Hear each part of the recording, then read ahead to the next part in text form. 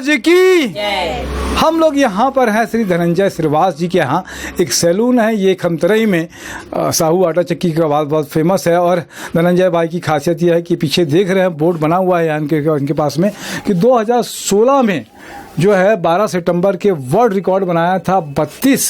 1 घंटे में सेविंग बनाकर आपने वर्ल्ड रिकॉर्ड बनाया था, सेन समाज का नाम और अपने प्रोफेशन को भी एक बड़ा नाम दिया। इनके साथ में ही देख रहे हैं कि इनकी जो बिटिया है वो राखी श्रीवास, वो भी अभी अगर कहा जाए तो ब्यूटी सैलून में तो बहुत सारे लोग काम करते हैं, लेकिन पुरुषों की बाल बनाना भी है। मैं अभी इनसे बाल भी बनवाऊंगा। बाल भी बनाती है, दाढ़ी भी बनाती है और सहयोग भी किया था इस वर्ल्ड रिकॉर्ड में। साथ में राहुल है, उसके लिए दुआ करना कि बच्चा थोड़ा सा बीमार रहता है। और धनंजय भाई आपका सबका स्वागत है। मैं शुरू करता हूं अब राहुल से ही कि क्या बच्चे अभी सेन समाज के पढ़ते लिखते भी हैं। एक बड़ी अच्छी कविता उसको याद है, तो बच्चे जो पढ़ लिख रहे हैं उसका भी परिचय आप सबसे हो जाएगा। क्या कविता बेटे सुनाओ जरा। भारत माता के बेटे हम चलते सीना तान के, धर्म अलग हो, जाति अलग हो, वर्ग अलग हो, भाषाएं, पर्वत सागर तट मारुस्थल मैदानों से हम आए हैं। फौजी वर्दी में हम सबसे पहले हिंदुस्तान के, भारत माता के बेटे हम चलते सीना तान के। बहुत अच्छी बात है, बोले भारत माता की जय। बड़ा अच्छा देशभक्ति का लगता है, बच्चे ने बहुत अच्छी कविता कही। ये धनंजय भाई किससे बात करते हैं कि धनंजय भाई किस तरीके से आपके दिमाग में आया कि यार ये वर्ल्ड रिकॉर्ड बनाना है आपको? धन्यवाद सर जी आप लोगों का।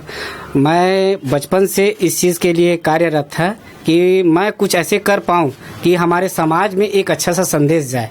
हर कोई करता है सैलून का काम, लेकिन मैं चाहता था कि इसको वर्ल्ड रिकॉर्ड, वर्ल्ड फेमस कर दिया जाए, ताकि मैं रहूं या ना रहूं, लेकिन मेरा नाम या मेरा समाज जो है आगे प्रगति में रहे, या हमारा भी समाज जो है वर्ल्ड रिकॉर्ड तक के जा सकता है, या हमारा जो प्रोफेशन है नाई का काम वो भी वर्ल्ड रिकॉर्ड तक जा सकता है। इस चीज़ के लिए मैं प्रयासरत था सर, और मैं बहुत ही गर्व महसूस करता हूँ कि इस चीज़ को मैं बनाया हूँ सर। क्या आगे नया रिकॉर्ड बनाने की आपकी तैयारी है? मैं सर 32 सेविंग किया था, वर्ल्ड रिकॉर्ड बनाया था, लेकिन मैं चाहता हूं कि छत्तीसगढ़ का बेटा हूं ना, तो 36 सेविंग करके Guinness book of world record में अपना नाम दर्ज करूं सर। बहुत अच्छा लगता है। कैसे आपने इसको सीखा और क्या प्रेरणा लोगों को सेन समाज से कहोगे आप?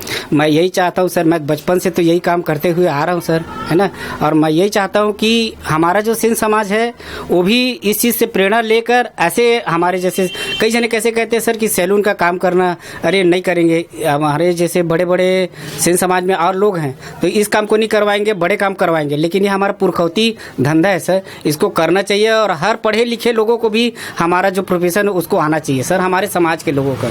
बहुत अच्छी बात है। मैं हबीब साहब से पीछे देख रहा हूँ कि हबीब साहब हैं। हबीब साहब भी जो है ना, अगर कहा जाए लंदन में पढ़ाई लिखाई की है, बड़े उच्च शिक्षित हैं। और एक बार जब मैंने बातचीत थी, उनसे इंटरव्यू किया था, तो उन्होंने कहा था कि मेरे जो पिताजी थे उनका प्रोफेशन यही था, तो मुझे लगा कि अपने प्रोफेशन को, अपने काम को बेहतर ढंग से करें। पूरे विश्व में नाम है। हमारे साथ में राखी श्रीवास है, बिटिया है। क्या बेटे कितने साल से डैडी का साथ दे रहे हो आप लोग? मैं अपने पापा के साथ बचपन से हूँ, और हम ज़्यादातर अपने दुकानी में रहते थे, छोटे थे तो भी से। हमारी मम्मी भी रहती थी, भाई भी था, ये छोटा वाला भाई, हम सब दुकानी में रहते थे। तब से मैं पापा के साथ काम कर रही हूँ। पापा का बचपन से हाथ बटा रही हूँ अपने पापा। कभी लगा नहीं कि कोई आके लोग बोलते नहीं थे कि अब लड़की हो, लड़कियाँ ये काम नहीं करती हैं, लड़कों की दाढ़ी बनाना या बाल बनाना, बड़ा उनको आश्चर्य नहीं लगता था? लगता तो था, लेकिन मुझे कुछ नहीं लगता था, क्योंकि मैं पापा का बचपन से हाथ बटा रही थी। मेरा भाई तो छोटा था, मैं ही घर की बड़ी थी, तो पापा का हाथ बटाने में मैं बचपन से साथ देती थी। क्या करना चाहेगी राखी आगे?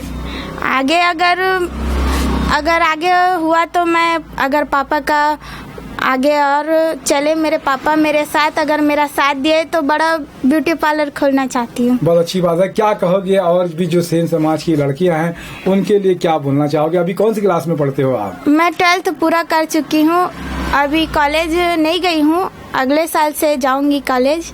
इस साल थोड़ी आर्थिक स्थिति की वजह से नहीं गई थी, अगले साल से फॉर्म भरूंगी। क्या कविता भी कुछ याद आ रही थी आपको? क्या सुनाओगे आप? हाँ, मैं 6th क्लास में थी, वो कविता मुझे याद है। हम पंछी उन्मुक्त गगन के पिंजर बंद ना गा पाएंगे, कनक तिलियों से टकराकर पुलकित पंख टूट जाएंगे।